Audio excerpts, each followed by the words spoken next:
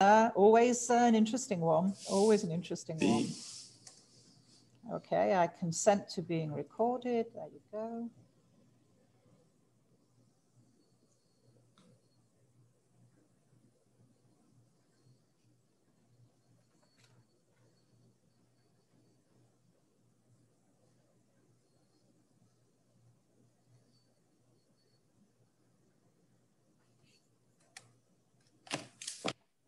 Observing the U.S. election, the view from Europe OSCE. Welcome to this webinar made possible by the Ruth K. and Shepard Broad Distinguished Lecture Series at the Stephen J. Green School of International and Public Affairs at Florida International University here in Miami. Co-sponsors of today's meeting are the European and Eurasian Studies Program and the Václav Havel Program for Human Rights and Diplomacy. I'm David Kramer, the moderator for today's session, and I'm a senior fellow in the Václav Havel Program, as well as director of the European and Eurasian Studies Program, both here at FIU's Stephen J. Green School.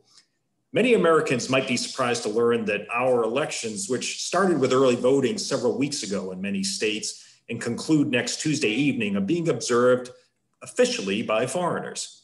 The U.S. is a member of the Organization for Security and Cooperation in Europe. And the OSCE has an Office of Democratic Institutions and Human Rights, which has sent a delegation of 30 observers who will fan out to 28 states aided by 15 electoral experts who will operate from Washington, D.C. to observe this election. This is not the first time ODIHR and the OSCE have been here to observe a U.S. election. In fact, it's for 2018 for the congressional elections. The OSCE also observes elections in the other 56 member states of the organization. The Limited Election Observation Mission, or LEOM, and it's limited this year due to the pandemic, will, quote, assess whether the elections are held in line with the OSCE commitments and other international obligations and standards for democratic elections, as well as with national legislation.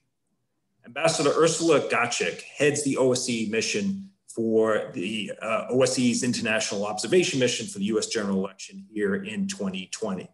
Ambassador Gacek is a former senior diplomat in the Polish Ministry of Foreign Affairs and was Poland's permanent representative to the Council of Europe and Consul General in New York, so she has lots of experience here in the United States. During her term in Strasbourg, she chaired a key ambassadorial body, the Committee of Ministers Rapporteur Group on Democracy. And as Consul General in New York, she was responsible for the coordination and oversight of presidential and parliamentary elections and a national referendum in the New York Consulate District. She also has held elected office as both a member of the Polish Senate and of the European Parliament. Born and educated in the United Kingdom, she holds a degree in philosophy, politics, and economics from the University of Oxford. She's an experienced election observer, having been both a short-term observer with the Parliamentary Assembly of the Council of Europe and more recently, head of mission for ODIHR in Armenia, Kazakhstan, and Serbia. Ambassador Gacek joins us here this morning. Ambassador Gacek, thanks so much for taking the time to join us. Thank you very much, David. It is such a pleasure to be joining you in Florida this morning, albeit virtually. I'm very much looking forward to our conversation. It's a fantastic opportunity to say a little bit about who we are, who we are not, what we are doing, what you can expect of us. So I'm open to all of your questions and I will hope to answer them to the best of my abilities. Thanks so much for that. Well, let me start with a question that may be on the minds of viewers and many Americans, and that is simply, why are you here? Who gives you, or what gives you the right to observe our election here in the United States? Well, we're here because we're always here. In fact, since 2002, we have been coming regularly, both for presidential and also, we're also following Senate and House elections. We also come for the midterm elections. So this is our 9th mission in the United States.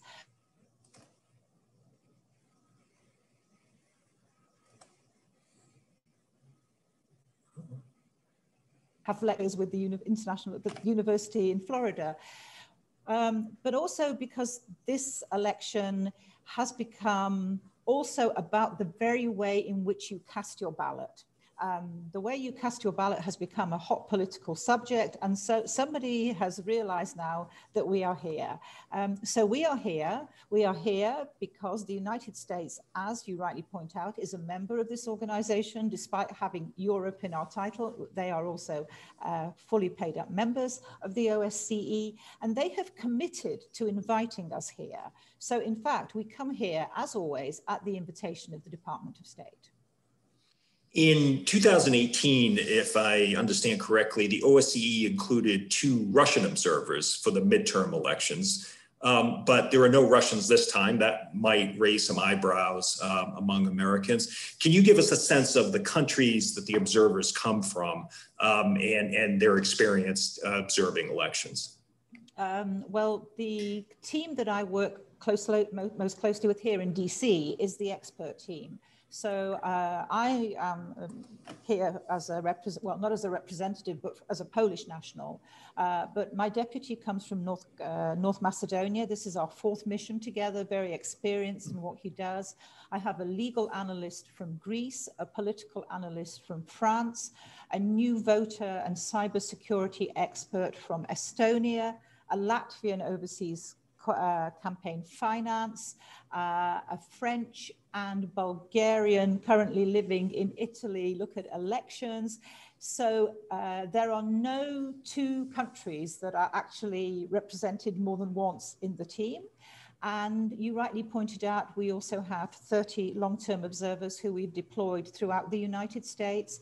We have quite a large German group there, but we have Serbians, we have Azeris, we have East and West. The only people we do not have is Americans. We have a lot of Americans working for us as support staff, helping our analysts, but the reason is you can never be an observer in your own country.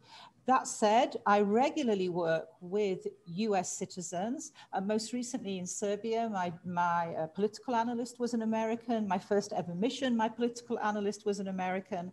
And for OSCE ODIHR, the US sends around 250 observers to watch missions abroad every year. So we have an excellent cooperation with the United States. And as I said, as always, we're here at the invitation of the Department of State.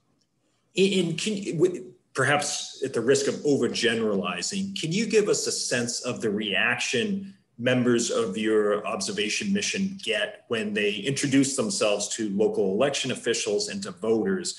Are people surprised? Are they welcoming? Do they wonder why you're there? Well, the State Department has been very helpful to put us in touch with the state secretaries, because they are, in fact, the United States, it's no surprise to you, but for Europeans, it might be surprising that there's no centralized election body, that every state has its own laws and every election administration is very decentralized. And we'll come back to that, but yeah, go ahead, please. So they help us reach out to the state secretaries, and I write to all the state secretaries, especially those where we are actually having a presence on the ground. Now, it must be noted that in 18 states, we are not allowed physically to enter polling places on election day or during because election day is actually quite stretched out this year in many, many states. That doesn't mean that we do not go to those states at all. And I'm sure we'll have an opportunity to talk about actually who do we talk to and who we meet. We will present our preliminary statement the day after the election on the 4th of November, where we will go into greater detail. What I can say now is that we have been generally very favorably received. And when we actually go out to the county level, where we get in touch with the people who are at the sharp end of these elections, then we realize that they are really working hard in COVID conditions. And so we do, of course, make allowance for that. But I think they have really understood that we are on the same side as they are, that they want to have a good election, and so do we. We want to help them in any way we can. So we're not interfering. We're definitely not preaching or teaching them how to do their job. We are doing exactly what it says on the tin. We are observing. And you mentioned, Urszula, that our elections are carried out by states and then local officials. in your experience, is there anything comparable in the OSCE, among OSCE member states, where there's not a national control over elections, but it's delegated to the states? Well, with 57 members, I must say, I haven't had an opportunity to observe everywhere yet. Sure. But in all the missions I have done, generally there is one central election committee or commission, which is independent or quasi-independent, and they kind of oversee the elections. They determine, dates. I mean, once parliaments have decided when an election is held, they put the machinery in motion. So in some ways, it's easier for us because we have one set of legislation and one central election body that we're in contact with. Here we estimate that we have around 10,500 election bodies that we could possibly be talking to, which of course is beyond the scope of any mission, however large it was. And even in the, I guess maybe it's one area where there is some federal control, that's with the Federal Election Commission. That oversees the reporting of campaign finance, the funding of campaigns and donations. I think in your interim report, you mentioned that they have actually lacked a quorum, and so they're not quite capable of performing their functions. Well, the first thing I can confirm, and we've actually spoken to the chair of the FEC, and one of the things that we will be doing in the campaign finance section is seeing, for example, how that lack of quorum is going to be a hindrance to them carrying out their oversight responsibilities. But as I said, the conclusions from that are going to come a little bit later down the line, but of course we have already flagged this up in the interim report, and that is on the record already. You have been head of mission in 3 other countries. I think it was Armenia, Kazakhstan, and Serbia. Any basis of comparison yet? Obviously, our country is significantly larger, not just in population, but even with Kazakhstan, geographically speaking. Any comparisons that you can offer so far at this point, recognizing we haven't finished the election? Yeah, I just mentioned 3, but actually I've done more of them for the OSCE, oh dear. I mean, my first ever one was in Turkmenistan, and that's quite a surreal election to follow. I've also done, for example, a presidential election in Cyprus. However, one thing that we do not do is we do not compare country to country. So we don't do a kind of Freedom House ranking. We don't say, this country has a AAA election and this is like a junk bond election, So that is what we don't do. We do not compare country to country. We also do not compare election to election. So we will not say this election is better or worse than the previous presidential or the previous midterm.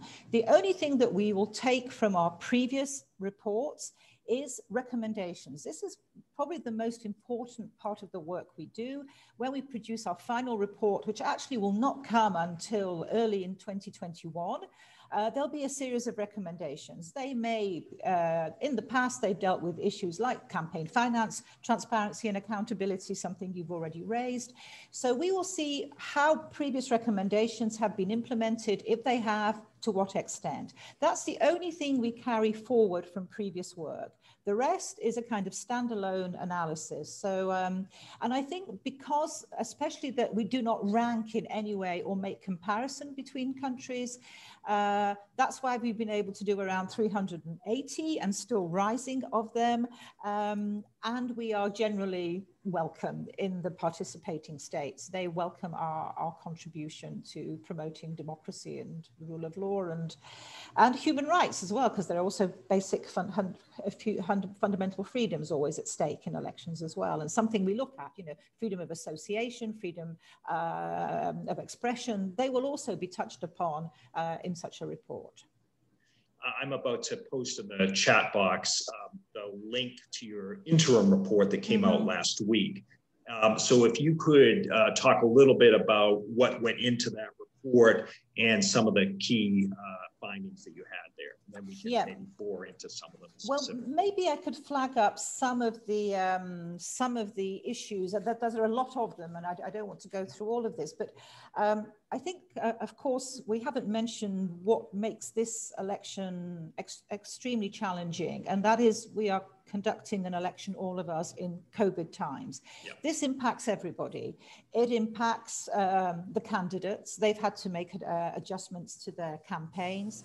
It impacts, to an enormous degree, the election administration. It has changed it has changed the legislation at state level. We have seen an unprecedented amount of legislation actually being enacted as the game is already on. You know, people had already started voting early in certain states, and then there are proposals maybe to extend deadlines of, I don't know, registration or counting of mail-in ballots. And then these are things have come to the court, they've been challenged. So we have seen an unprecedented number of these cases. So the voters are sometimes voting for the first time by post. They are voting early, much more often than they have in the past. Election administrations are having to cope with this. The post office is having to cope with this. It also, of course, impacts our work. Our mission is smaller than we had hoped. We had hoped to have a bigger field presence here in the United States, actually on election day proper, so to speak, on 3rd of November. So that part of our report will be more anecdotal than a thorough sort of statistically significant sample. But luckily we are being helped in this by a partner organization. The OSCE has a parliamentary assembly. They are, as we speak, probably flying in now to join us. Around 60 plus observers are coming to help us on election day itself. And they will be with us together in what becomes then an international election observation mission, and we jointly issue our statement on the 4th of November. Do you know, will there be any observers here in the state of Florida? Yes, there will. Yes, I think we need them. We have them in Florida. When we were deciding on how to deploy our teams, and in fact, we will cover 30 states because the team here in DC will cover also Maryland and Virginia, and of course the District of Columbia, where they elect non-voting members to the Congress, but they get to vote in the presidential, of course. Right. So what we did when we decided to deploy, well, of course, COVID was a big consideration for us as well, because there are restrictions on travel and quarantine requirements. So we're absolutely abiding by all of those regulations. So we tried to get a good balance of red states, blue states. We're in New Hampshire, we're in Florida, we're in Texas, you know, we have a parliamentary assembly in Colorado. So I have a team in Arizona I was hoping to join, but COVID, of course, stopped me, not because I'm ill, but because the quarantine restrictions became slightly more stricter here in DC, so I had to cancel that trip. But for election day, we've tended to move them to what would be seen as the battleground states. Of course, it's a lot of area to cover, but I hope that also they will be where they're permitted in the polling places. Where they're not permitted, where they're, for example, told that the rules are they must stay 100 feet away from the polling place, they'll be 100 feet away, but they'll still be there. They'll still be there. And that could be both for just restrictions on observers under normal conditions, but it also could be COVID related. Is that right? Actually, more of these, most of the state laws are long-standing. Right. One thing that, of course, we are very aware of is that we don't want to add to COVID risk. So even if we are permitted into a polling place and we come to a polling place which is very crowded, our observers have been advised, wait for a lull, don't force your way in there, don't add to any potential risk, and also don't put yourselves at risk. So they, of course, they're very well trained. They have a very strict code of conduct as to their behavior throughout the whole of the mission. And I actually, before they're all dispatched, I also give them a thorough training in protocol and etiquette so that they are aware of all the niceties and know how to address people using the proper titles. I think it's very important. We're a very professional organization. We're very polite, but we're quite insistent also because we do have a job to do here. I should jump in and say that I've observed quite a few elections, not with the OSCE directly, either with the National Democratic Institute or the International Republican Institute, both democracy organizations based in Washington, D.C., that sends observers to many countries in the OSCE region to observe their elections. And we certainly have encountered OSCE observation missions and completely agree with you on the professionalism that we've encountered, and I'm sure that will be the case here. Do you have your colleagues found confusion among American voters, particularly those who for the first time might be mailing in their ballots? In some states, it seems that there are requirements. You have to sign the back of the envelope, and if you don't do that, your ballot could be disqualified. There are different standards in different states that if a mail-in ballot doesn't meet the standards, they can reach out to the person to try to correct the problems. But in other states, it seems like that isn't an option. It sounds pretty confusing, even to an American. It sounds pretty confusing, and it's a lot for us to follow, but please bear in mind that for the individual voter in Florida, he doesn't really have to worry what the rules are in Texas or Alabama. So as long as he understands what he or she has to do in Florida, that's okay. And what we have also been doing, we have been talking to civil society organizations and of course, talking to the election administration, because we have seen a lot of voter education programs actually helping people through the process. And of course, it is an additional challenge. If you're a first-time voter, for example, you go to a polling place, you're not very sure of how to maybe use the equipment or something. Hopefully there's going to be a poll worker there who will be experienced enough, well-trained enough. We're also following how they're being trained. A lot of new poll workers are coming in this year. And they will sort of take you through the hand and guide you through the process. When you're just there with your 2 envelopes or 1 envelope, and there's a whole series of things you have to do, and if you don't follow the instructions, your vote may be, you may not even have the opportunity to remedy that mistake. The potential for having that ballot discarded, of course, always exists. One thing we want to follow as much as we can after the election, because we also, as is our standard procedure, we'll be staying on after the election. We plan to stay here until mid-November, and even with contingency plans to stay longer, should it be warranted. But we will be trying to get statistics, how many postal ballots were rejected and for what reason. We'll see, it depends on the reporting rules in the particular states. That could be an interesting statistic. Of course, it's not to hand yet because the process is ongoing. But of course, this is interesting. And another thing I'd like to raise is, every single vote matters to us. It really does.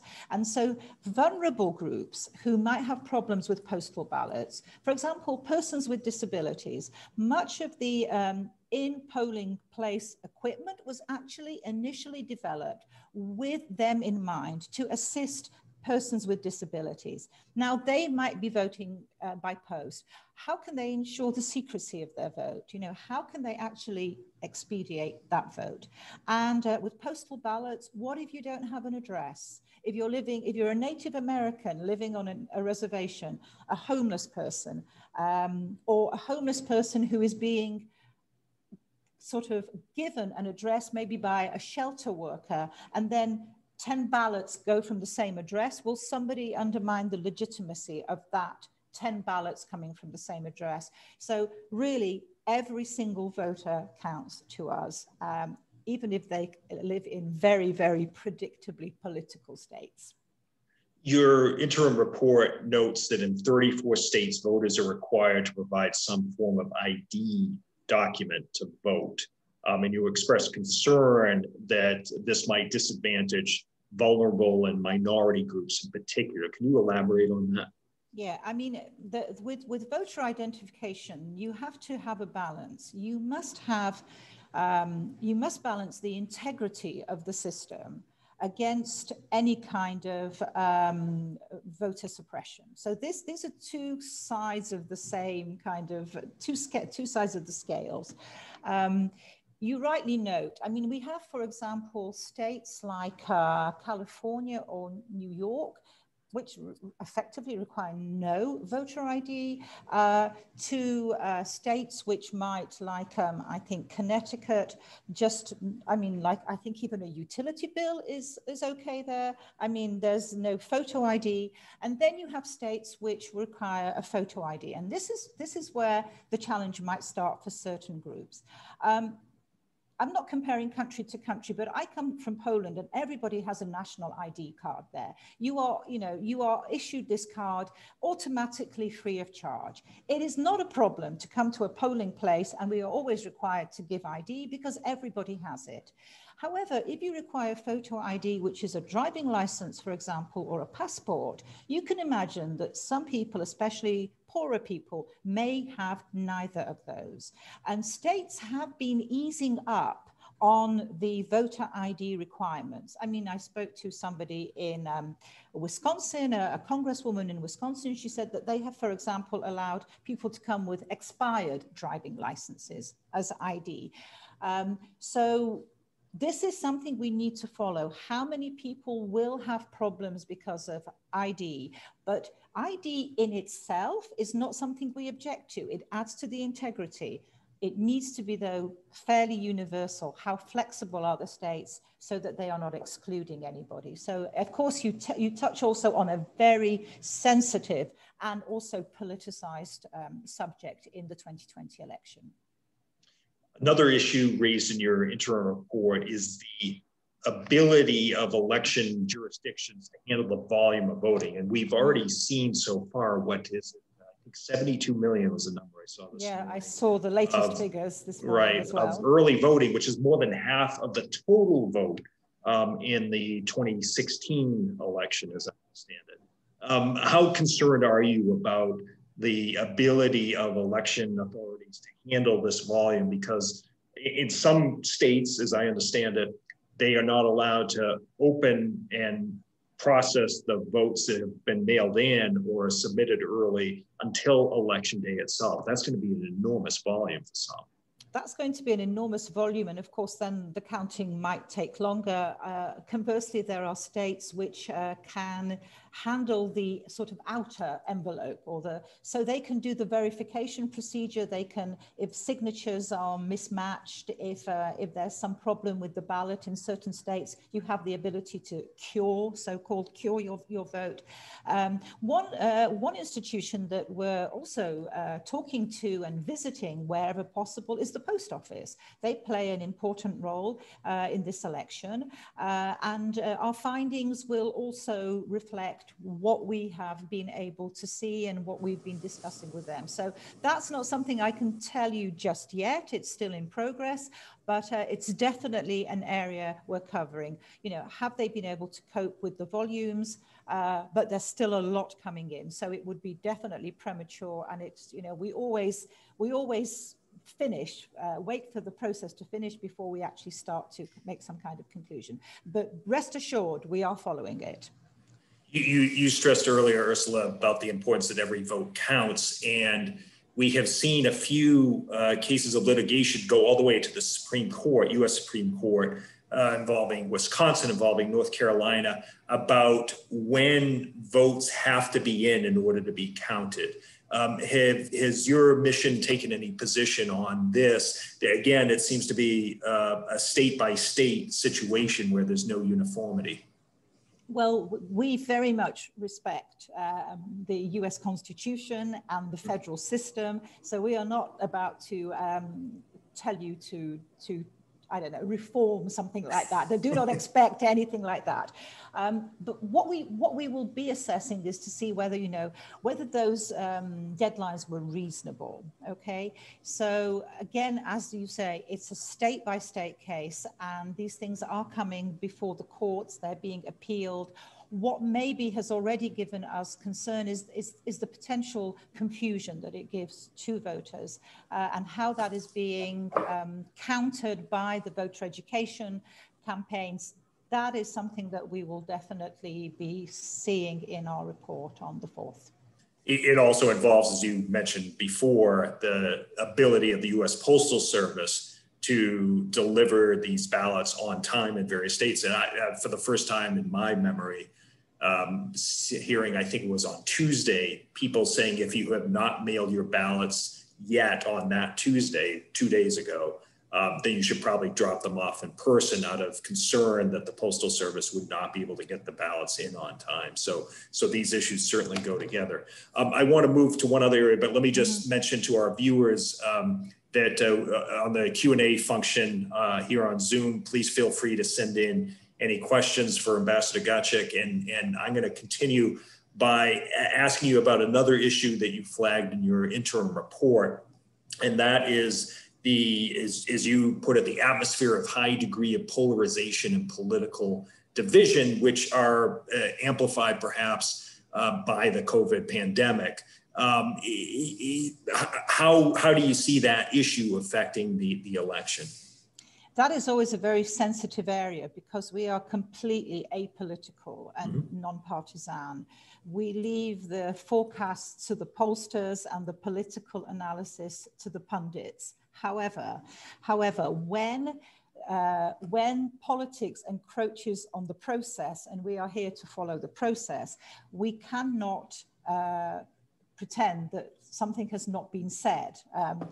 And we are talking to the candidates. We are talking to the candidates, to the representatives. We're talking to the political parties, including, the Greens and the Libertarians. We're not just talking to the two mainstream parties. So if a concern is raised, let's forget about the rhetoric. If a concern is raised by any of the candidates, we should look at it, and we do. So that's how I'm going to answer the question. If any candidate has said, I fear voter suppression, I fear voter fraud, I fear mismanagement of the postal votes, without going into names, those are issues which have been flagged up for our attention.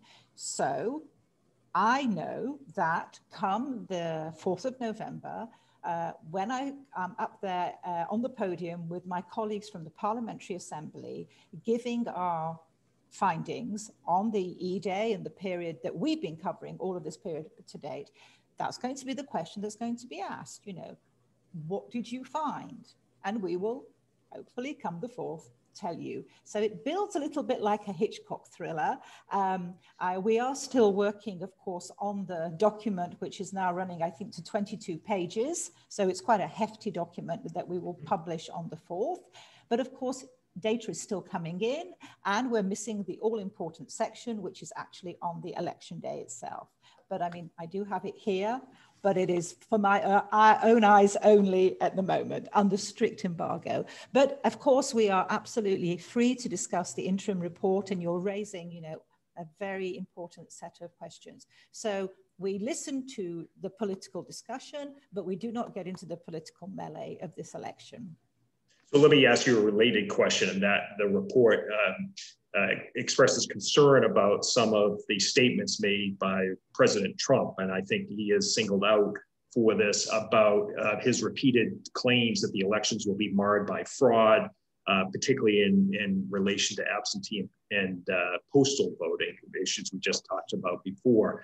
And so how concerned are you that quite in advance of November 3rd, the president has been raising lots of questions about the legitimacy of the election, and has essentially said, I don't want to put words in his mouth, or certainly not in your mouth, but if he doesn't win, then the vote is perhaps not legitimate. Well, whenever we are quoting something which could be interpreted as some kind of political statement, we are very, if you have to read down to the footnotes can be very extensive. We actually sort of say who said what when, so that nobody then challenges that, very much fact-based and evidence-based. Now, if I even use the word concerned, I'm already making a judgment on this election. So being a true diplomat that I am, I'm not going to use the word concerned at all. Fair enough. I'm going to say that it is an issue that we're following. And so knowing this will be an important subject that will be widely discussed, both in the United States and internationally, we have to be very certain of our facts. We always are very much fact-based. But this time, you know, the scrutiny that this report is going through is, well, we always do it thoroughly, but really every single full stop, every single comma, every single footnote, we are constantly thinking, how does this infringe, you know, possibly international standards, international commitments, state law, federal law. So you can imagine this is a challenge for my legal analyst and the people who are working with her. Nevertheless, it has to be fact-based because I have to be able to defend what I will say on the 4th. And as I said, the word concerned, I'm not going to use it. It is definitely on the radar and will be reported upon. Appreciate that. We've received a question from Martha Gutierrez Steinkamp, and she asks, are observers able to identify intimidation at polling places should it exist, and how they proceed? Right? What should they do? Well, thank you very much for raising that question. This, I think, comes in the context of what actually we welcome, which is poll watchers. But I will qualify this in a moment. So international observation is not the only people who should be sort of having an opportunity to contribute to the transparency of an election here or in any other of the OSCE participating states. We always encourage and welcome domestic observation, both partisan and non-partisan.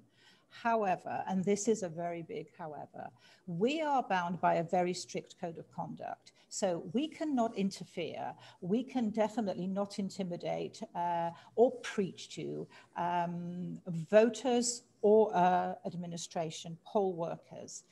If there are partisan poll watchers who are doing what we do, then that is not a problem. That actually is a welcome thing. It adds to the transparency. Let me give you an example how we actually operate in a polling station. So first of all, we are accredited. We have, clear identification. We don't come in incognito. We come, we present ourselves, we introduce ourselves to the poll station official, preferably the chairperson. And then we stand back, we don't cause confusion or havoc or anything in the polling place. Now let's say we're there and we see something, maybe a voter gets turned away. They come, they want to vote and they say, you can't vote here, okay? So we might come to the polling official and say, could you clarify that? I just saw that, you know, this lady was not allowed to vote. Could you tell me why? And they might say, well, actually, she should be voting 2 blocks away at another polling station. Absolutely legitimate, everything's fine. Or they might give us a reason which we think, well, actually, that's not quite right, okay? Now, what happens then? Do we then start being arbiter between the voter and the poll worker? No. Do we tell the poll worker, actually, you know, madam, your law says this? No. We say, thank you for explaining that to us, and we step back, okay? So then that information comes here. As I said, if we fielded a larger presence on election day, as we had hoped, we would have a statistically significant sample of such incidences. Here we will have more anecdotal evidence, but I think it shows how we work. Absolutely non-interference and absolutely not there to be arbiters, either on election day or after. One thing that you will not hear from us on the 4th of November is we will not sum up this election in 2 words. People always say, was it free and fair? It's too nuanced, as you can see, just to like sum up in 2 words. And the second thing is we do not pronounce on the legality or the validity of any election. That is for the domestic courts to do. So that sometimes comes as a surprise because they think, these people are going to say, you know, was our election okay? Well, we will say what we found. We will say what was good, what was not so good. Most importantly, sometime later down the line, when you are inaugurating your president, we'll be wrapping up our report saying how can you make it better? Now, I don't know what the recommendations will be yet, but I'm sure there will be, because we've never observed in an election where we have not given recommendations. And that includes, you know, East and West, and we observe in not just, you know, east of Vienna, as we say, in former Soviet or Central Europe, but we also observe in France and Germany, you know, in Cyprus. So it's not a unique situation for us to be also in what you would call the old established democracies. We've got a couple more questions that I'll turn to in a second, but let me just follow up on Martha's question about intimidation. And it involves people showing up with guns. And I know to many Europeans, they are baffled by America's obsession with the Second Amendment and guns. But in some states, and I think if I heard correctly in Michigan, it was ruled that people are going to be able to show up bearing arms, essentially. Could that factor into your final report? We will be, you know, where we will be able to observe what is happening, even if in a state we are not allowed into the polling place. As I mentioned, we might be regarding, you know, if the law prescribes how many feet we have to be away, we will be that many feet away. So if we see any instance like this, then of course this will come to me and my analysts here in DC. However, one thing is very important as well. I'm not about to put any of my team in danger. So they also have to know if there is a demonstration, if there's a rally, and this is, we have also an excellent security expert. He's a standard member of every single mission we field anywhere in the world. And he, you know, he will warn them about natural disasters, be it forest fires or hurricanes or tornadoes, but also if there are any kind of unrest or something like this, they are always advised to stay well away, not get into the fracas. And if they were seeing situations like that, I would also probably be advising them to keep their distance for their own safety. I would like all of them not only to be COVID safe, but to be safe, I mean really safe out there in the field. Let me turn to, I think there are related questions, and one is from one of my students, Victoria, who asks, how can I join an ODIHR election mission? She is actually a French citizen, Alexandra asks, does the OSCE offer opportunities to volunteer or be trained on the proper protocols and guidelines that need to be met in any given election? So thanks for those two questions. Yes, I think we can probably circulate a link directly to the ODIHR OSCE website. Okay. And they are two excellent questions, and I have some very good news on both of them. Great. So first of all, when you go to that website, you will see there's a link which says how to become an election observer. And every single country so whether if you are a citizen of any of the OSCE participating states, you should have a so-called focal point in your country. And this is the focal point that helps us recruit the people who are out in the regions now, the long-term observers. And what we had also hoped to field, hoped to field our own short-term observers. The best way to get yourself recruited for a mission is, first of all, if you have the opportunity, do some domestic observation. So if you have the possibility and law permits you in your own country, take part in your own elections as a citizen observer. You know, join a group of citizens, get some experience. Also, on the website, there is an online training course specifically dedicated to show you how our methodology works, what our code of conduct works. That is a free course. You can do it online. So you can become an election observer. It's a very competitive field. You can imagine people love doing this work. When it comes to the expert team, myself and the 15 people here, we are directly recruited via open competition by the ODIHR office, which happens to have its headquarters in Poland. That is also very competitive, and there to do what I do, it probably helps to start off and then be a short-term observer, a long-term observer, or maybe a former diplomat or politician. Then you can leap a few steps. But people, my closest team they're all younger than me, and they have 150 years of experience in election observation. So they do this, and they do this for the OSCE. I, for example, have also been on an IRI mission in Georgia, and they do it with the European Parliament. They do it with Carter Center, which is also an excellent organization. It's worth also finding out what they have to offer on their site. They also recruit short-term observers to quite exotic places. A very good partner here, also a very trusted partner of ours in the United States. So there are definitely opportunities. And once you get into this, I tell you, it is really professionally, privately, this is the best job in the world. It really is. It's great fun. And we always welcome new recruits and are happy to see them join our missions. And I encourage my students to pursue this. So no, thank you for that. And I would just echo what you said, Urszula, with having not been a part of an OSCE mission, but other observation missions. It is fascinating. And it's a wonderful way to, if you haven't been to the country you're being sent to before, to be introduced to the country, to the people, and you're performing an incredibly important function. By providing this additional observation oversight, if you will, of a country's election. In fact, this weekend, coming weekend, I think Saturday in Georgia and I believe Sunday in Moldova, there are parliamentary and presidential elections respectively in those two countries. As I understand it, I think both have been affected in terms of OSCE missions to both by the pandemic. And I don't think Georgia will actually have an OSCE mission this time. But it's a busy time in the OSCE region for sure when it comes to observation. Exactly. It's always a busy time. I think maybe we have 7 observations ongoing at the moment. Wow.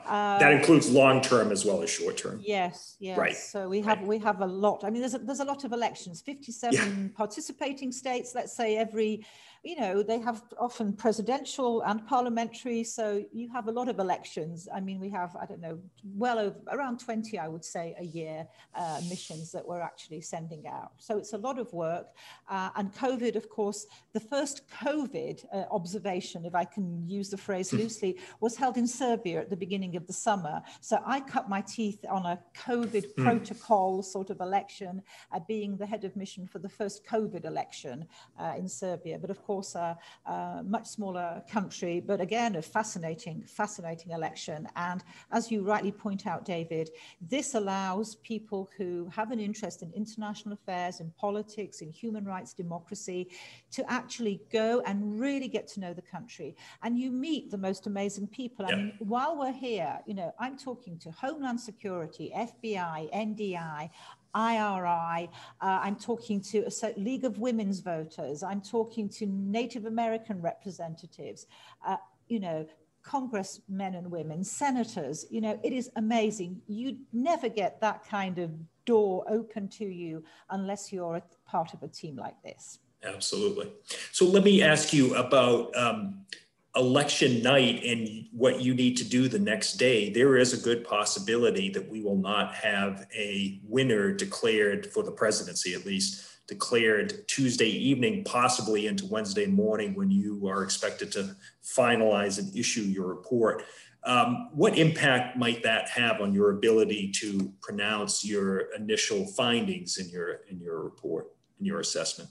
Not much, because we don't care who wins this election. It's the conduct of the election. It's the process, okay? Right. However, the election will not be over because, as you rightly say, counting is definitely going to be ongoing. I mean, there's no way that by, Wednesday morning, those states which were unable to touch their postal ballots until the polls close on the previous evening at 8 p.m., they're not going to be able to count them overnight. Then, of course, there might be challenges coming through the courts. So this is one final thing I think we really need to talk about. When do we leave? And we don't sort of proclaim what we have to say on the 4th and say, that's it, election over. No. This election for us is not over until it's over for you. That means until there's a clear result and all the cases in the courts have been resolved one way or another. So standard policy, we always stay around 10 days after the election. But in Serbia, for example, we had a rerun of certain districts reran their election. So I stayed longer. And if the situation warrants it, we may stay longer. However, even if we depart around the middle of November, we will follow remotely. So we will be still following, especially what is happening on the legal side of this election. So when we finally put the report together, as I said, early 2021, that will have been for the entire election period.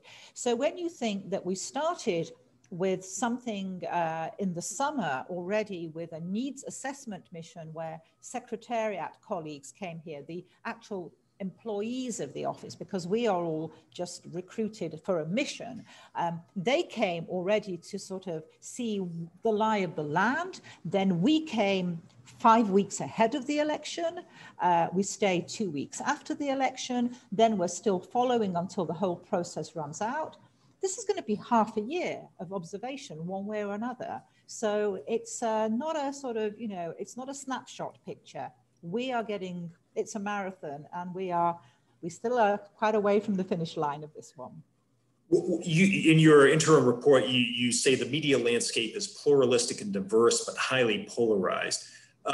What happens if one of the networks or cable networks declares a winner prematurely? Does that factor in? I mean, you're focused on the conduct of the election, but to what extent might the media outlet, its attempt to influence the election, influence your report? That's something we haven't actually touched upon. We do have a media monitoring team here. They're working here and also remotely for us. And we are following the space and the tone of the campaign as covered by conventional, traditional media, including the online content of the traditional media. The landscape is diverse, and I think nobody would argue that whatever your political persuasions, you will find a media outlet that you feel comfortable watching and kind of confirms what you believe about one or other candidate.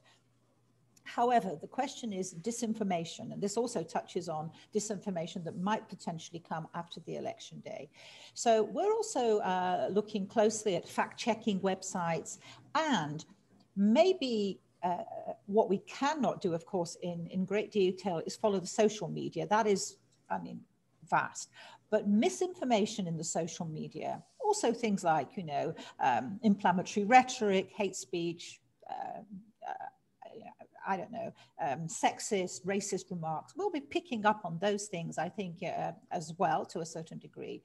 But it's interesting, we've been talking to Facebook, following Twitter, for example, and looking at the measures that they have been putting in place to prevent viral spread of anybody declaring this election before it is actually declared. So how the media is behaving in terms of providing information on which voters can make an informed choice and their responsibility that they have to contribute to the smooth running of this election is also definitely something that we're following. So let me ask you one last question, Urszula, and that is, I assume that your observation runs from the campaign to election day until the winner is declared, and either we have a transfer of power or the incumbent stays in power. But we have had the incumbent not answer, rather not so clearly, whether he will go along with a peaceful transfer of power should he lose. With that, I realize you don't like to answer hypotheticals, and you may just want to not answer this at all. But the very fact that he has sown these doubts, does that factor into your assessment? In as much as it impacts the process and the confidence that the voters have in the system, yes, of course we factor it in. but we have to see what happens after Election Day. I mean, we have to see how this actually pans out. So you rightly predicted that I would not want to go there at all. Not at this stage. Not at this stage. You see, I think, David, from this conversation, you have already probably seen one thing. The answers I give you are very measured. We really fact-based. Yes, and that is why we have the position that we have. That is why we are invited back, and that is why we are trusted. I think we are trusted by, you know, the people who share our same ideals of promoting democracy and solid elections compliant to all international standards. And if we ever deviated from that, I think we would lose so much. So we have to be very careful and measured, and then hopefully also, I think, also in this particular year, adding to the confidence that the American voter should have in the system. Let's hope that we can make a small contribution to address the fears that they have, and then give them solid evidence as to what we actually found when we come to the summing up. Well, Urszula, let me just say, I think the United States is incredibly fortunate that ODIHR has asked you to head the mission to the United States for this election. You have just done an amazing job of laying out your responsibilities, what your team is looking at, what you plan to do. We will watch what report and statements you make the day after the election, and then subsequent to that with your final report in maybe 2 months or so from there. Let's hope that things are peaceful and organized from now through Tuesday and beyond. But this has been a fascinating conversation. I'm incredibly grateful that you've taken so much time to join us during a very busy time, I know. And so my best wishes to you and your colleagues in the mission for a safe and healthy, maybe even boring experience. Oh, no, it's never, no this boring, election never is never boring. going to be boring. In fact, no election is boring. No election is boring. I know what you mean, yes. Yes, fair enough. It's never boring. That is true. That is right. It's actually exhausting. But you're right. It's never boring. It's fascinating to see how other people exercise what is arguably the most fundamental right that we have, and that is the ability to choose our leaders in a competitive election. So Urszula, thanks so much for joining us here this morning. Ambassador Gacek, thank you. Grateful for what you and your colleagues are doing. And thank you for being here in the United States to observe this most unusual, important, and interesting election. And thank you, David. Thank you for being so well prepared. It is always a pleasure to talk to somebody who has actually done a thorough research and read the interim report. And also thank you to all the participants who are posing questions. So now you're all going to rush, and you know, I hope the ODIHR server doesn't crash from the onslaught of people all wanting to be election observers. But I hope that some of you who have been listening in today, sometime down the line, we will get to meet in person at some election or other somewhere in the OSCE region. And thank you again, and best wishes to you in Florida. Stay safe, stay healthy. I hope the storms avoid you, and let's see what this election brings. It is, I think, the most interesting one ever. This is definitely going to be one for the memoirs for me, definitely. Absolutely, no doubt about it. And to my fellow Americans, go vote. Thank you, Urszula. All the best. A pleasure.